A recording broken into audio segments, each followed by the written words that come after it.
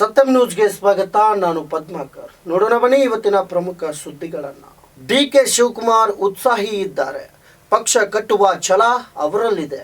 ಮುಂದಿನ ಚುನಾವಣೆಯಲ್ಲಿ ಕಾಂಗ್ರೆಸ್ ಪಕ್ಷ ಅಧಿಕಾರಕ್ಕೆ ಬರಲಿದೆ. ನಾವೆಲ್ಲ ಅವರ ಜೊತೆಗೆ ಇದ್ದೇವೆ ಎಂದು ಕೆಪಿಸಿಸಿ ಕಾರ್ಯಾಧ್ಯಕ್ಷ ಸತೀಶ್ ಜಾರಕಿಹೊಳಿ ಅವರು ಹೇಳಿದ್ದಾರೆ. ಚಿಕ್ಕೋಡಿಯಲ್ಲಿ ಕಾರ್ಯಕರ್ತರ ಸತ್ಕಾರ ಸ್ವೀಕಾರದ ಬಳಿಕ ಮಾತನಾಡಿದ ಕೆಪಿಸಿಸಿ ಕಾರ್ಯಾಧ್ಯಕ್ಷ ಸತೀಶ್ ಜಾರಕಿಹೊಳಿ ಅವರು, ಡಿಕೆ ಶಿವಕುಮಾರ್ ಉತ್ಸಾಹಿಯಾಗಿದ್ದಾರೆ. ಪಕ್ಷ ಕಟ್ಟುವ ಛಲ ಅವರಲ್ಲಿದೆ. ನಾವೆಲ್ಲರೂ ಅವರ ಜೊತೆಗೆ ಕೆಲಸ ಮಾಡುತ್ತೇವೆ. ಮುಂದಿನ ಚುನಾವಣೆಯಲ್ಲಿ ಕಾಂಗ್ರೆಸ್ ಪಕ್ಷ ಅಧಿಕಾರಕ್ಕೆ ಬಂದೇ ಬರುತ್ತದೆ. ಡಿಕೆ ಶಿವಕುಮಾರ್ ಜೈಲಿಗೆ ಹೋಗಿ ಬಂದಿದ್ದು ಅಪ್ರಸ್ತುತ. ಅವರ ಸಾಮರ್ಥ್ಯ ಹಾಗೂ ಪಕ್ಷ ಸೇವೆ ನೋಡಿ ಪಕ್ಷ ಅವರಿಗೆ ಜವಾಬ್ದಾರಿ ನೀಡಿದೆ. ಹಿಂದೆ ಇದ್ದ ಕಾಂಗ್ರೆಸ್ಸೇ ಬೇರೆ, ಮುಂದಿನ ಕಾಂಗ್ರೆಸ್ಸೇ ಬೇರೆ. ಎಲ್ಲರೂ ಒಗ್ಗಟ್ಟಾಗಿ ಪಕ್ಷ ಕಟ್ಟುವ ಕೆಲಸ ಮಾಡ್ತೇವೆ. ಹೀಗೆಂದು ಚಿಕ್ಕೋಡಿಯಲ್ಲಿ ಮಾಧ್ಯಮಗಳಿಗೆ ಸತೀಶ್ ಜಾರಕಿಹೊಳಿ ಅವರು ತಿಳಿಸಿದ್ದಾರೆ. ಸೌಹಾರ್ದತೆ ಭೇಟಿ ಅಷ್ಟೇ ಇವತ್ತು ಚಿಕ್ಕೋಡಿ ಕಾಂಗ್ರೆಸ್ ಕಚೇರಿಗೆ. ನನಗೆ ಮುಖ್ಯವಾಗಿ ರಾಯಬಾಗ್ ಹೊರಗಿರಲಿ ಸಮಾರಂಭ ಇರೋದ್ರಿಂದ ನಮ್ಮ ಕಾರ್ಯಕರ್ತರು ಕೂಡ ಇಲ್ಲಿ ಭೇಟಿ ಆಗಬೇಕಂತ ಅಷ್ಟಕ್ಕೆ ಸೀಮಿತವಾಗಿರುವಂಥ ಸಭೆ ಇದು. ಸೊ ನಮ್ಮ ಪಕ್ಷ ಈಗಾಗಲೇ 2ನೇ ತಾರೀಕು ಭಾಳ ಅತ್ಯಂತ ಅದ್ಧೂರಿಯಾಗಿ ರಾಜ್ಯ ರಾಷ್ಟ್ರ ಮಟ್ಟದಲ್ಲಿ ಒಂದು ಹೊಸ ಸಂಚಲನ ಮೂಡಿಸಿ ಪದಗ್ರಹಣ ಕಾರ್ಯಕ್ರಮ ಆಗಿದೆ. ನಮ್ಮ ಹೊಸ ಅಧ್ಯಕ್ಷರು ಕೂಡ ಸಾಕಷ್ಟು ಉತ್ಸಾಹಿಗಳಾಗಿದ್ದಾರೆ. ಪಕ್ಷ ಕಟ್ಟಬೇಕಂತ ಭಾಳ ಛಲ ಇದೆ.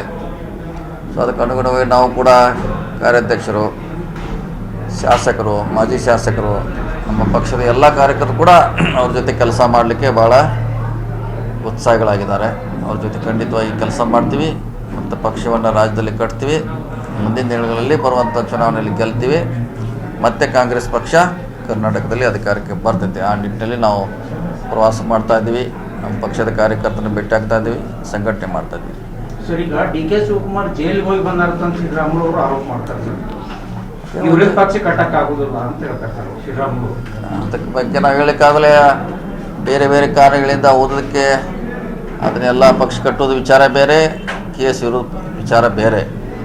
ಮತ್ತು ಸಾಕಷ್ಟು ಈ ದೇಶದಲ್ಲಿ ನಿಜವಾಗಿಯೂ ಜೈಲಿಗೆ ಹೋಗಿ ಬಂದವ್ರದಾರ, ಹೋಗದಿದ್ದವರು ಭಾಳಷ್ಟು ದೇಶದಲ್ಲಿ ಉದಾಹರಣೆ ಇದೆ. ಅದನ್ನೇ ನಾವು ಪ್ರಮುಖವಾಗಿ ಹೇಳಲಿಕ್ಕಾಗೋಲ್ಲ. ನಮ್ಮ ಮುಂದಿರುವಂಥದ್ದು ಪಕ್ಷ ಕಟ್ಟಲಿಕ್ಕೆ ಅವ್ರು ಸಮರ್ಥರಿದಾರಂತ ತಿಳಿದೇ ಹೈಕಮಾಂಡ್ ಅವ್ರಿಗೆ ಅಂಥ ದೊಡ್ಡ ಜವಾಬ್ದಾರಿ ಕೊಟ್ಟಿದೆ.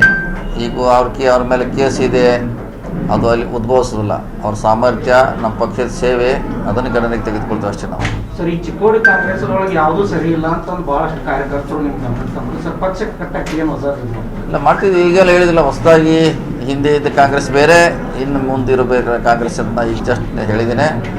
ಆ ನಿಟ್ಟಿನಲ್ಲಿ ನಮ್ಮ ಪಕ್ಷದ ಕಾರ್ಯಕರ್ತನ ಕಟ್ಟುವಂಥ ಕೆಲಸ ನಾವು ಮಾಡ್ತೀವಿ. ಬೆಳಗಾವಿಯಲ್ಲಿ ಇಂದು ಸಾರ್ವಜನಿಕ ಆರೋಗ್ಯ ರಕ್ಷಣೆಗಾಗಿ ಹಗಲಿರುಳು ದುಡಿಯುತ್ತಿರುವ ಪೌರ ಕಾರ್ಮಿಕರಿಗೆ ಬೆಳಗಾವಿ ಸಮರ್ಥನಂ ಅಂಧ ವಿಕಲಚೇತನ ಸಂಸ್ಥೆಯಿಂದ ಪಿಪಿಇ ಕಿಟ್ಗಳನ್ನು ವಿತರಿಸಲಾಯಿತು. ತಮ್ಮ ಜೀವನವನ್ನು ಪಣಕ್ಕಿಟ್ಟು ಪರರ ಆರೋಗ್ಯ ರಕ್ಷಣೆಗೆ ಹಗಲಿರುಳು ದುಡಿಯುತ್ತಿರುವ ಪೌರ ಕಾರ್ಮಿಕರಿಗೆ ಪಿಪಿಇ ಕಿಟ್ ವಿತರಿಸುವ ಕಾರ್ಯಕ್ರಮ ಬೆಳಗಾವಿಯಲ್ಲಿ ನಡೆಯಿತು.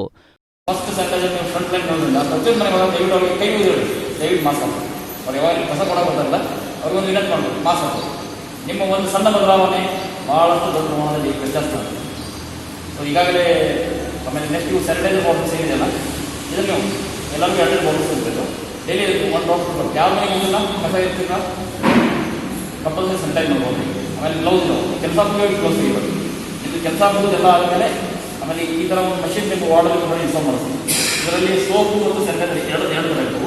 ಸೊ ಅದನ್ನು ನೀವು ಡೈಲಿ ಕೆಲಸ ಕೈ ತೊಗೊಂಡು ಸ್ವಚ್ಛ, ನಿಮ್ಮಲ್ಲಿ ಎಷ್ಟು ಸ್ವಚ್ಛತನ ನೀವು ಇರ್ಬೋದು, ಅಷ್ಟು ಸ್ವಚ್ಛ ನಾವು ಇರ್ತೀವಿ. ಸೊ ನನ್ನಲ್ಲಿ ಕಡೆದಾಗಿ ಹೇಳ್ಬೋದಂದರೆ, ಸೊ ಆತ್ಮೀಯರು ನಿರ್ದೇಶಕರಾಗಲಿ ನಮ್ಮ ಸಮರ್ಥನ ಬಗ್ಗೆ ಭಾಳಷ್ಟು ಪ್ರಶಂಸೆ ಮಾಡಿ ನಮ್ಮನ್ನು ಮುಂದಿನ ಸೊ ಇದು ಸದುಪಯೋಗವನ್ನು ಬೆಳಗಾವಿ ಎಲ್ಲ ತಾವು ಕೋವಿಡ್ ತಡೆಗಟ್ಟಲು ನಾವು ನಿಮ್ಮೊಂದಿಗೆ ಇದ್ದೇವೆ ಎಂದು ಧೈರ್ಯ ತುಂಬಿ ಬೆಳಗಾವಿಯ ಸಮರ್ಥನಂ ಅಂಧ ವಿಕಲಚೇತನ ಸಂಸ್ಥೆ ಕಿಟ್ ವಿತರಿಸಿತು. ಬೆಳಗಾವಿ ಸದಾಶಿವನಗರದ ಡಾಕ್ಟರ್ ಅಂಬೇಡ್ಕರ್ ಭವನ ಸಭಾಭವನದಲ್ಲಿ ಕಿಟ್ ವಿತರಣೆ ಕಾರ್ಯಕ್ರಮ ನಡೆಯಿತು. ಬೆಳಗಾವಿ ಮಹಾನಗರ ಪಾಲಿಕೆಯ ಪೌರ ಕಾರ್ಮಿಕರಿಗೆ ಸಮರ್ಥನಂ ಸಂಸ್ಥೆಯಿಂದ ಸಮಗ್ರ ರಕ್ಷಣಾ ಕಿಟ್ ವಿತರಿಸಲಾಯಿತು.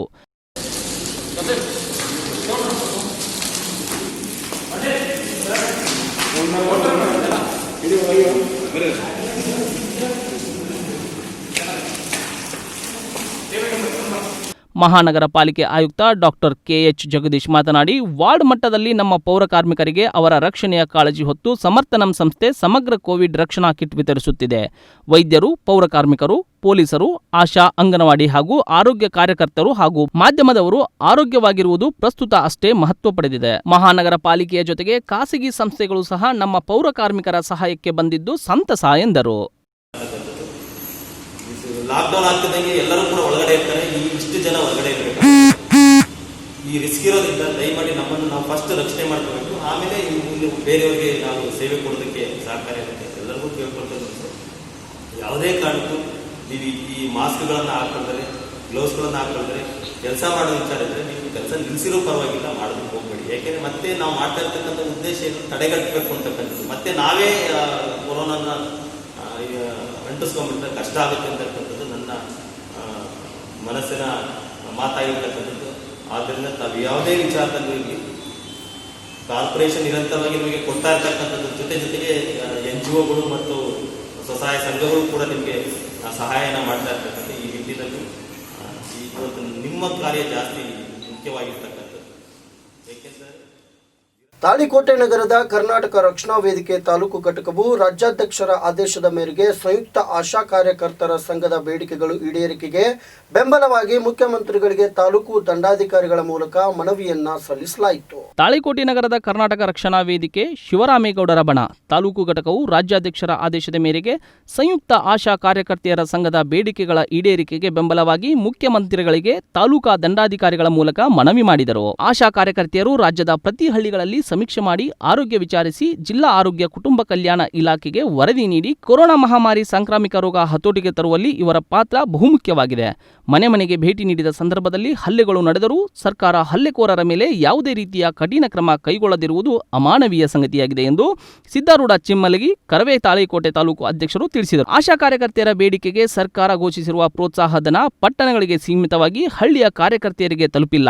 ಇವರ ಸಂರಕ್ಷಣೆಗಾಗಿ N95 mask, hand gloves, sanitiser ನೀಡಬೇಕು ಎಂದು ಕರವೇ ತಾಲೂಕಾ ಘಟಕವು ಮನವಿ ಮಾಡಿಕೊಂಡರು. ಈ ಸಂದರ್ಭದಲ್ಲಿ ಕರವೇ ತಾಳಿಕೋಟೆ ತಾಲೂಕು ಪ್ರಧಾನ ಕಾರ್ಯದರ್ಶಿಗಳಾದ ಧೋಂಡಿ ಸಿಂಗ್ ಗೌಡಗೇರಿ, ಹೀರಾ ಸಿಂಗ್ ಹಜೇರಿ, ರಮೇಶ್ ತಳವಾರ್, ಮಲ್ಲಿಕಾರ್ಜುನ್ ನಾಟಿಕರ್, ಶಿವಾನಂದ್ ಕೋಲ್ಕಾರ್, ದಾವಲ್ ಸಾಬ್ ಬಳಗಾನೂರ್, ಬಸವರಾಜ್ ಅಂಬಿಗೇರ್, ರವಿ ಏಳ್ಮೇಲ್, ಲಾಲ್ ಸಾಬ್ ಕೋರ್ಕಿ, ಹಲವಾರು ಪದಾಧಿಕಾರಿಗಳು ಉಪಸ್ಥಿತರಿದ್ದರು. ಮಹಾರಾಷ್ಟ್ರ ಘಟ್ಟ ಪ್ರದೇಶದಲ್ಲಿ ಮತ್ತು ಕೃಷ್ಣಾ ನದಿಯ ಜಲಾನಯನದಲ್ಲಿ ಸುರಿಯುತ್ತಿರುವ ಭಾರೀ ಮಳೆಯಿಂದಾಗಿ ಕೃಷ್ಣಾ ನದಿ ಉಕ್ಕಿ ಹರಿಯುತ್ತಿದ್ದು ಚಿಕ್ಕೋಡಿ ಹಾಗೂ ರಾಯಬಾಗ ತಾಲೂಕಿನ ಬಂದರುಗಳು ಮುಳುಗಡೆಯಾಗಿದ್ದು ಸಂಚಾರ ಅಸ್ತವ್ಯಸ್ತವಾಗಿದೆ. ಮಹಾರಾಷ್ಟ್ರ ರಾಜ್ಯದ ಘಟ್ಟ ಪ್ರದೇಶದಲ್ಲಿ ಮತ್ತು ಕೃಷ್ಣಾ ನದಿಯ ಜಲಾನಯನ ಪ್ರದೇಶದಲ್ಲಿ ಸುರಿಯುತ್ತಿರುವ ಭಾರೀ ಮಳೆಯಿಂದಾಗಿ ಕೃಷ್ಣಾ ನದಿ ಉಕ್ಕಿ ಹರಿಯುತ್ತಿದ್ದು ಚಿಕ್ಕೋಡಿ ತಾಲೂಕಿನ ಮಾಂಜರಿ ಮತ್ತು ರಾಯಬಾಗ್ ತಾಲೂಕಿನ ಸೌದತ್ತಿ ಗ್ರಾಮದ ನಡುವೆ ಬಂದಾರ ಮುಳುಗಡೆಯಾಗಿದ್ದು ಸಂಚಾರ ಅಸ್ತವ್ಯಸ್ತವಾಗಿದೆ.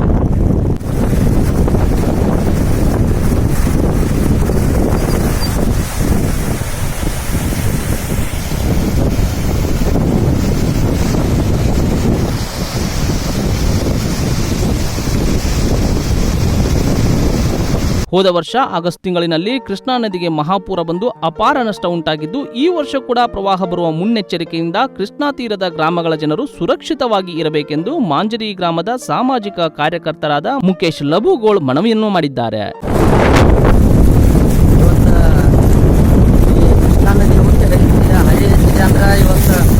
ಕರ್ನಾಟಕದಾಗ ಅತಿಯಾದಂಥ ಮಳೆ ಇಲ್ಲ, ಆದ್ರೆ ಮಹಾರಾಷ್ಟ್ರದಾಗ ಭಾಳ ಪ್ರಮಾಣದ ಮಳೆ ಐತೆ.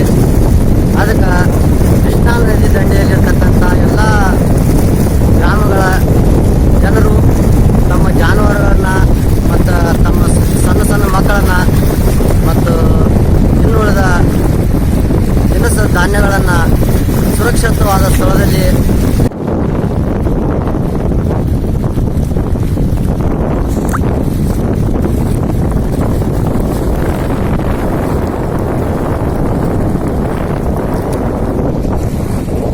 ಯರಗಟ್ಟಿ ರೈನಾ ರೈನಾಪುರ ಹೋಗುವ ರಸ್ತೆ ಮಧ್ಯದಲ್ಲಿ ಬಸವೇಶ್ವರ ಸರ್ಕಲ್ ಉದ್ಘಾಟಿಸಿ ಬಸವೇಶ್ವರ ಭಾವಚಿತ್ರಕ್ಕೆ ಶಾಸಕ ಆನಂದ್ ಮಹಾಮನಿಯವರು ಪೂಜೆ ಸಲ್ಲಿಸಿದ್ದಾರೆ. ಸ್ಥಳೀಯ ಯರಗಟ್ಟಿ ರೈನಾಪುರ ಹೋಗುವ ರಸ್ತೆ ಮಧ್ಯದಲ್ಲಿ ನೂತನವಾಗಿ ನಿರ್ಮಿಸಲಾಗಿರುವ ಬಸವೇಶ್ವರ ಸರ್ಕಲ್ ಅನ್ನು ಬಸವೇಶ್ವರ ಭಾವಚಿತ್ರಕ್ಕೆ ಪೂಜೆ ಸಲ್ಲಿಸುವುದರೊಂದಿಗೆ ವಿಧಾನಸಭಾ ಸಭಾಪತಿ ಆನಂದ್ ಮಾಮನಿಯವರು ಉದ್ಘಾಟಿಸಿದರು. ತ್ರಂಬಕಂ ಯಜಾಮಹೇ ಸುಗಂಧಂ ಪುಷ್ಟಿವರ್ಧನಂ ಉರ್ವಾರುಕಂ ಯೋ ಬಂಧನಾತ್ ಮೃತ್ಯೋರ್ಮೋಕ್ಷಮಾಮೃತಾತಾಂ ಭಸ್ಮಂ ಧಾರಯಾಮಿ ಗಂಧಸ್ವಾರಂ ದ್ರಾಂ ದೃಶ್ಯಂ ನಿತ್ಯಪುಷ್ಟಂ ಕರಿಷ್ಣೇಯಂ ಈಶ್ವರೀಯಂ ಸರ್ವಭೂತಾನಾಂ ತಾಮಿಹುಪಕ್ವೇ ಶ್ರಿಯಂ ಗಂಧಂ ಧಾರಯಾಮಿ ಕುಂಕುಮಂ ಕಾಂಸಂ ಕಾಮಿನ್ಯ ಕಾಮ ಸಂಭವಂ ಕುಂಕುಮೇನಾಚಿತಂ ದೇವಿ ಗೃಹಣ ಪರಮೇಶ್ವರ ಕುಂಕುಮಂ ಸಮರ್ಪಯಾಮಿ. ಈ ಸಂದರ್ಭದಲ್ಲಿ ಜಿಲ್ಲಾ ಪಂಚಾಯತ್ ಸದಸ್ಯರಾದ ಅಜಿತ್ ಕುಮಾರ್ ದೇಸಾಯಿ, ಬಸವಸೇನಾ ಅಧ್ಯಕ್ಷರಾದ ಉಮೇಶ್ ಬಾಳಿ, ಮಾಜಿ ಎಪಿಎಂಸಿ ಅಧ್ಯಕ್ಷರಾದ ಬಸಯ್ಯ ಹಿರೇಮಠ್, ಬಿಜೆಪಿ ತಾಲೂಕಾ ಅಧ್ಯಕ್ಷರಾದ ಈರಣ್ಣ ಚಂದರ್ಗಿ, ಎಪಿಎಂಸಿ ಸದಸ್ಯರಾದ ಚಂದ್ರಶೇಖರ್ ಅಳಗೋಡಿ, ಸೊಪ್ಲಡ್ ಪಂಚಾಯಿತಿಯ ಅಧ್ಯಕ್ಷರಾದ ಸುರೇಶ್ ಬಂಟ್ನೂರ್, ಮಾಜಿ ತಾಲೂಕಾ ಪಂಚಾಯತ್ ಸದಸ್ಯರಾದ ರಾಜೇಂದ್ರ ವಾಲಿ, ವೀರಶೈವ ಲಿಂಗಾಯತ್ ಸಮಾಜದ ಹಿರಿಯರಾದ ಐಬ್ಜಿ ಬೆನ್ನಿ, ಚಂದ್ರಶೇಖರ್ ಹಾದಿಮನಿ, ವೀರಶೈವ ಲಿಂಗಾಯತ ಯುವ ವೇದಿಕೆ ಗೌರವಾಧ್ಯಕ್ಷರಾದ ಕುಮಾರ್ ಹಿರೇಮಠ್, ತಾಲೂಕಾ ಅಧ್ಯಕ್ಷರಾದ ಶಿವಕುಮಾರ್ ಜಕಾತಿ, ವೀರಶೈವ ಲಿಂಗಾಯತ ಯುವ ವೇದಿಕೆಯ ಜಿಲ್ಲಾ ಸಂಚಾಲಕರಾದ ಈರಣ್ಣ ಹುಲ್ಲೂರ್, ಶಿವಾನಂದ್ ಉಪ್ಪಿನ್, ಶಿವಾನಂದ್ ಪಟ್ಟಣಶೆಟ್ಟಿ, ಶಿವಪ್ರಸಾದ್ ಜಕಾತಿ, ವಿಕ್ರಮ್ ಅಡಿಕಿ, ವಿನಾಯಕ್ ಅಂತನ್ನವರ್ ಇನ್ನುಳಿದವರು ಉಪಸ್ಥಿತರಿದ್ದರು. ಕ್ರಾಂತಿಕಾರಿ ಬಸವಣ್ಣ 12ನೇ ಶತಮಾನದ ಅನ್ನ ಬಸವಣ್ಣ ಇವತ್ತು ದೇಶ ನಡೀತಕ್ಕಂಥ ಪಾರ್ಲಿಮೆಂಟ್ ಏನು ಲೋಕಸಭೆ ಪಾರ್ಲಿಮೆಂಟ್ ನಡೀತಾ ಇದೆ. ಅವನ ಕಾಲದಲ್ಲಿ 12ನೇ ಶತಮಾನದಲ್ಲಿ ಕೂಡ ಬಸವಣ್ಣನ ಕಾಲದಲ್ಲಿ ಕೂಡ ಪಾರ್ಲಿಮೆಂಟ್ ಇದ್ದಂಥ ಸಂದರ್ಭ ಮನುಕುಲದ ಉದ್ಧಾರಕ್ಕಾಗಿ ಜಾತಿ ಮತ ಭೇದ ಎಲ್ಲ ಮರೆತು ಎಲ್ಲರಿಗೂ ಶ್ರಮಿಸಿ ತನ್ನ ಜೀವನವನ್ನು ತ್ಯಾಗ ಮಾಡಿ 12ನೇ ಶತಮಾನದಲ್ಲಿ ಆಗಿ ಹೋದರೂ ಕೂಡ ನಾವು 21ನೇ ಶತಮಾನದಲ್ಲಿ ಅವರ ಪರಿಕಲ್ಪನೆಗಳು ಮನುಷ್ಯನಿಗೆ ಬರಬೇಕು. ಇವತ್ತಿನ 21ನೇ ಶತಮಾನದ ಮನುಕುಲಕ್ಕಾಗಿ ದೇಶದ ಉದ್ಧಾರಕ್ಕಾಗಿ ಅವರು ಹಾಕಿಕೊಟ್ಟಂಥ ಸನ್ಮಾರ್ಗದಲ್ಲಿ ನಾವೆಲ್ಲ ನಡೀಬೇಕು. ಸರ್ ಇನ್ನೊಂದು ವಿಷಯ ಸರ್, ಈಗ ಯರಗಟ್ಟಿ ಸುತ್ತಮುತ್ತ ಯರಗಟ್ಟಿ ಬಂದು ಸರ್ ಅಂದರೆ ಯರಗಟ್ಟಿ ತಾಲೂಕಾ ಘೋಷಣೆ 1 ವರ್ಷ ಆಯ್ತು. ಇನ್ನುವರೆಗೆ ಏನು ಕಾರ್ಯಗಳು? ಈಗಾಗಲೇ ಯರಗಟ್ಟಿ ತಾಲೂಕು ಘೋಷಣೆಯಾಗಿ ಸಮ್ಮಿಶ್ರ ಸರ್ಕಾರ ಇದ್ದಂಥ ಸಂದರ್ಭದಲ್ಲಿ ಪಕ್ಷಾತೀತವಾಗಿ ನಾವೆಲ್ಲರೂ ಕೂಡ ಹೋರಾಡಿದಾಗ ತಾಲೂಕು ಘೋಷಣೆ ಆಗಿದೆ. ಈಗ ಸರ್ಕಾರ ಬಂದು 1 ವರ್ಷ ಆಗುವ ಸಂದರ್ಭದಲ್ಲಿ ಇವತ್ತು ನಾವು ಅನೇಕ ಅಭಿವೃದ್ಧಿ ಕಾರ್ಯಗಳಿಗೆ ಏನು ಅಭಿವೃದ್ಧಿ ಮಾಡಬೇಕು, ರಸ್ತೆ ಮತ್ತು ವ್ಯವಸ್ಥೆ ಮಾಡಬೇಕು ಮಾಡಿದ್ದೇವೆ. ಈಗಾಗಲೇ ಹಿಂದೆ 2008ರಿಂದ 2013ರಲ್ಲಿ ನಮ್ಮ ಸರ್ಕಾರ ಇದ್ದಂಥ ಸಂದರ್ಭದಲ್ಲಿ ಅನೇಕ ಅಭಿವೃದ್ಧಿ ಪರವಾದಂಥ ಕೆಲಸಗಳು ಮಾಡಿದ್ವಿ. ಈಗೂ ಕೂಡ ಗ್ರಾಮೀಣ ಪ್ರದೇಶದಲ್ಲಿರ್ತಕ್ಕಂಥ ಹೊಲಗಳಿಗೆ ಹೋಗ್ತಕ್ಕಂಥ ರಸ್ತೆಗಳನ್ನು ಕೂಡ ಮಾಡಿದ್ವಿ. ಇವತ್ತು ಮಹಾಮಾರಿ ಕೊರೋನಾ ರೋಗ ಕೇವಲ ಕರ್ನಾಟಕ ಅಷ್ಟೇ ಅಲ್ಲ ದೇಶವನ್ನೇ ಕಾಡ್ತಕ್ಕಂಥ ಸಂದರ್ಭದಲ್ಲಿ ಸರ್ಕಾರಕ್ಕೆ ಸ್ವಲ್ಪ ಆರ್ಥಿಕ ಹಿನ್ನಡೆ ಆಗಿರೋದ್ರಿಂದ ಮುಂದಿನ ದಿನಮಾನದಲ್ಲಿ ಯರಗಟ್ಟಿ ತಾಲೂಕು ಕೇಂದ್ರವನ್ನು ಮಾಡೋದು ನಮ್ಮ ಮುಖ್ಯ ಉದ್ದೇಶ. ಬರುವಂಥ ಡಿಸೆಂಬರ್ ಒಳಗಾಗಿನ ಯರಗಟ್ಟಿಯನ್ನು ಪಟ್ಟಣ ಪಂಚಾಯಿತಿ ಮಾಡೋದರಲ್ಲಿ ಪ್ರಮುಖ ಪಾತ್ರವನ್ನು ವಹಿಸಿ ನಾನು ಮಾಡೋಕ್ಕೆ. ಬೆಳಗಾವಿ ಜಿಲ್ಲೆಯ ಗೊಡಚಿನಮಲ್ಕಿಯ ಪ್ರವಾಸಿ ತಾಣ ಕೊರೋನಾ ಹಾವಳಿಯಿಂದ ಈ ವರ್ಷ ಪ್ರವಾಸಿಗರಿಲ್ಲದೆ ಬಿಕೋ ಎನ್ನುತ್ತಿರುವ ದೃಶ್ಯಾವಳಿಗಳು ಕಂಡುಬರುತ್ತಿವೆ. ಬೆಳಗಾವಿ ಜಿಲ್ಲೆಯ ಸುಂದರ ಪ್ರವಾಸಿ ತಾಣವಾದ ಗೊಡಚಿನಮಲ್ಕಿ ಜಲಪಾತ ಕೊರೋನಾದಿಂದ ಪ್ರವಾಸಿಗರು ಇಲ್ಲದೆ ಬಿಕೋ ಎನ್ನುತ್ತಿರುವುದು ಕಂಡುಬಂತು.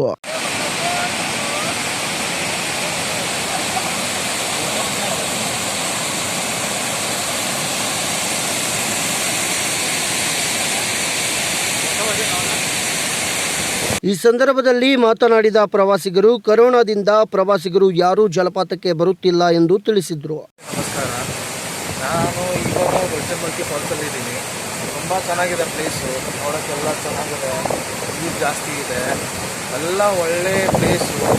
ಎಲ್ಲರೂ ಬರ್ಬೋದು, ಫ್ಯಾಮಿಲಿ ಬರ್ಬೋದು, ಮತ್ತು ಫ್ರೆಂಡ್ಸು ಕಪಲ್ಸು ಎಲ್ಲ. ಕರೋನಾ ಒಂದು ಟೆನ್ಷನ್ನು. ಲಾಸ್ಟ್ ಟೈಮ್ ಬಂದಾಗ ಎಲ್ಲ ಚೆನ್ನಾಗಿತ್ತು, 100 ಜನ ಜಾಸ್ತಿ ಜನ ಇದ್ದರು. ಈ ಸತಿ ಬಂದಾಗ ಯಾರು ಅಷ್ಟೊಂದು ಜನ ಇಲ್ಲ, ಆದರೂ ಒಳ್ಳೆ ಪ್ಲೇಸ್ ಚೆನ್ನಾಗಿದೆ.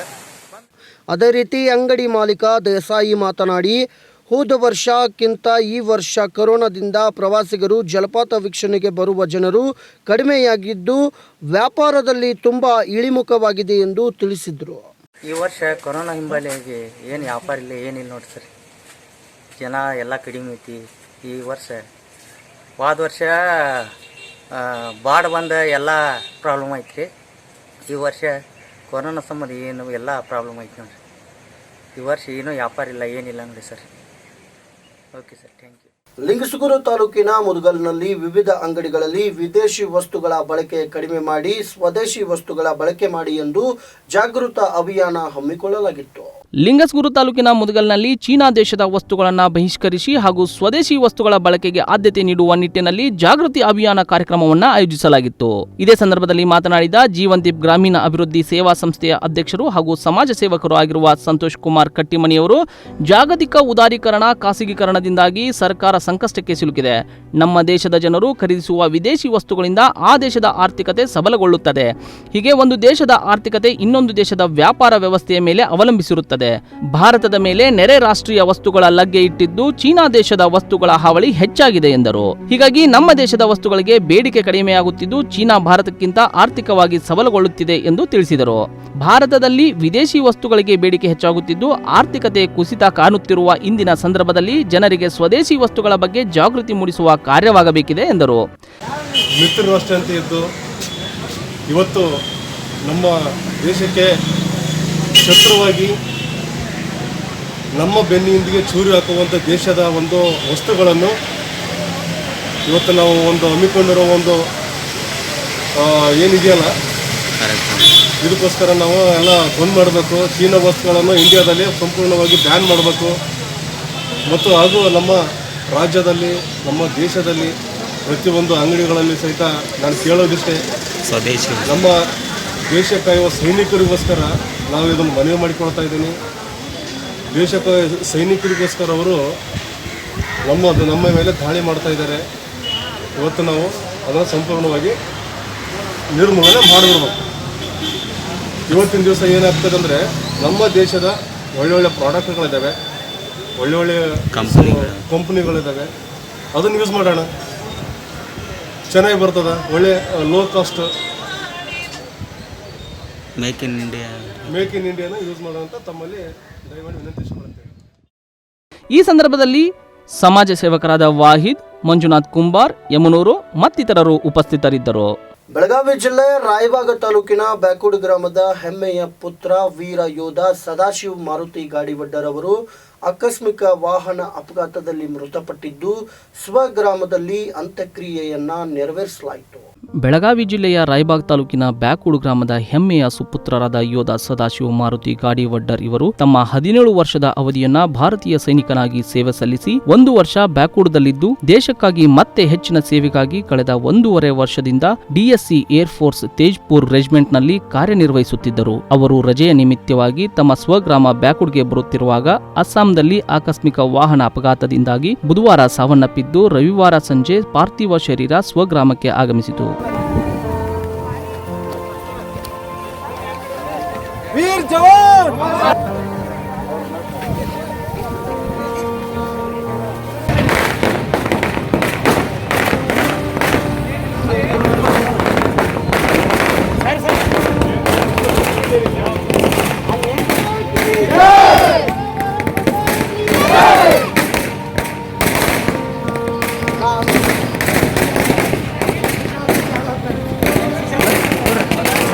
ರಾಯಬಾಗ್ ಶಾಸಕ ದುರ್ಯೋಧನ್ ಐಹೊಳೆ, ತಹಸೀಲ್ದಾರ್ ಚಂದ್ರಕಾಂತ್ ಭಜಂತ್ರಿ, ಹಿರಿಯ ರಾಜಕಾರಣಿ ಪ್ರತಾಪ್ ರಾವ್ ಪಾಟೀಲ್, ರಾಯಬಾಗ್ ಪಿಎಸ್ಐ ಗಜಾನನ್ ನಾಯಿಕ್ ಹಾಗೂ ಸರ್ಕಾರಿ ಅಧಿಕಾರಿಗಳು ಹಾಗೂ ಜನಪ್ರತಿನಿಧಿಗಳು, ಸುತ್ತಮುತ್ತಲಿನ ಗ್ರಾಮಗಳ ಗ್ರಾಮಸ್ಥರು ಹಾಗೂ ಪೊಲೀಸ್ ಇಲಾಖೆಯಿಂದ ಅಂತಿಮ ನಮನ ಸಲ್ಲಿಸಲಾಯಿತು.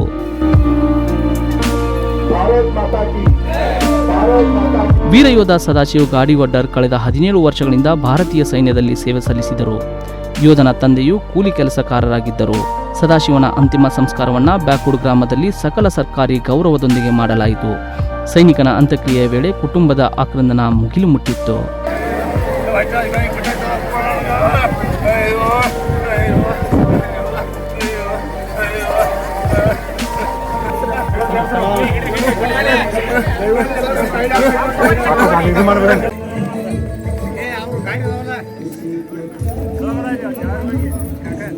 ಈ ವೇಳೆ ರಾಯಬಾಗ್ ತಹಸೀಲ್ದಾರ್ ಚಂದ್ರಕಾಂತ್ ಭಜಂತ್ರಿ, ರಾಯಬಾಗ್ ಶಾಸಕ ದುರ್ಯೋಧನ್ ಐಹೊಳೆ, ಪ್ರತಾಪ್ ರಾವ್ ಪಾಟೀಲ್, ಹಲವಾರು ಸೈನಿಕರು, ಯೋಧರ ಕುಟುಂಬಸ್ಥರು, ಗ್ರಾಮಸ್ಥರು ಸಾವಿಗೀಡಾದ ಯೋಧರ ಅಂತಿಮ ದರ್ಶನ ಪಡೆದರು.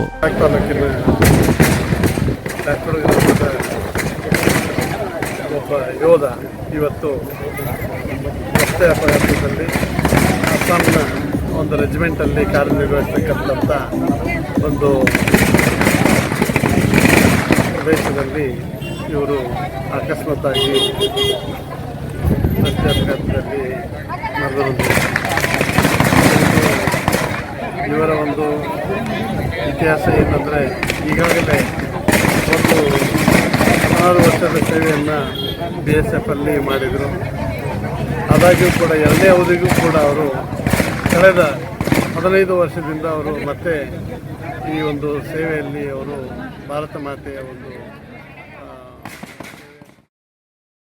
ಮತ್ತೆ ದೇಶಕ್ಕೋಸ್ಕರ DSC ಡಿಫರೆನ್ಸ್ ಅಂತ ಸೇವೆ ಸಲ್ಲಿಸಿ ಅಮರರಾಗಿದ್ದಾರೆ. ಮತ್ತೆ DSC ಹೋಗಿ ಸೇರಿದರು. ಅದರ ಮಧ್ಯದಲ್ಲಿ ಈಗಾಯ್ತು. ರಾಯಬಾಗ್ ಸೈನಿಕ ಸಂಘಟನೆಯವರು ಸ್ಟೇಜ್ ಹತ್ರ ಬರಬೇಕು. ರಾಯಬಾಗ್ ಸೈನಿಕ ಸಂಘಟನೆ ಎಲ್ಲ 20 ನಿಮಿಷಕ್ಕೆ ಹೇಳಿದ್ದಾರೆ. ರಾಯಬಾಗ್ ಸೈನಿಕ ಸಂಘಟನೆಯವರೆಲ್ಲ ಮುಂದೆ ಬರಬೇಕು, ಸ್ಟೇಜ್ ಹತ್ರ ಬಂದೆ. ಆಮೇಲೆ 10 ಗಂಟೆಗೆ ನಮ್ಮ ಮತ್ತೆ ನನ್ನ ಜೀವ ತಡೆಯಲಿಕ್ಕಾಗಲಿಲ್ಲ. 10 ಗಂಟೆಗೆ ನಾನೇ ಕೇಳಿದೆ, ಡೆತ್ ಅಂತ ಆಫೀಸರ್ ಹೇಳಿದರು. ಇಲ್ಲ ಈಗ ಮೇಡಮ್ ನಿಮ್ಗೆ ಭೇಟಿಯಾಗಿ ಬರ್ತಿದ್ರೆ ಬಾಡಿ ಬರ್ತಾ ಇದ್ರು.